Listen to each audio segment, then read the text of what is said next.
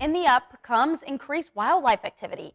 And it's not just the small animals you have to look out for. Large animals like bears are more likely to wander into town as well.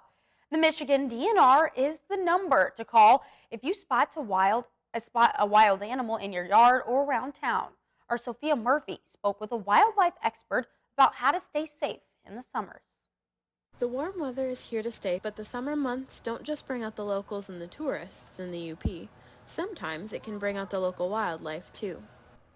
Brian Roll is a wildlife expert with the Michigan DNR, It and we really talked is about why we may be here. seeing an It's not increase so in much bear the bear activity within population has Marquette. increased. What is happening is the natural foods that they typically rely on just aren't quite ripe yet. Bears are easily attracted to food sources, and a lot of times that means garbage or bird feeders.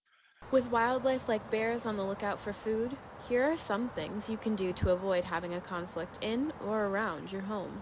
The best thing to do is put the garbage out the morning of garbage collection rather than the night before. Don't feed your pets outside. If you do have backyard chickens or those kinds of things, the bears typically don't go after the chicken, but they will go after the chicken food.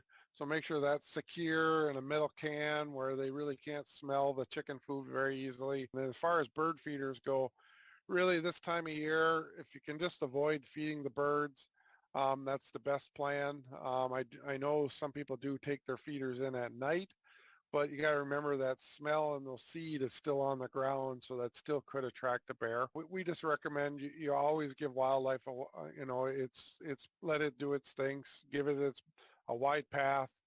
Don't ever try to approach it because it could be the smallest, squirrel that could have some kind of disease to, a large bear or a wolf. If you do spot a bear around town or in your backyard, remember to give it space. Do not approach any wild animals that may enter your yard, and call your local Department of Natural Resources for help. Sophia Murphy, 19 News. In these summer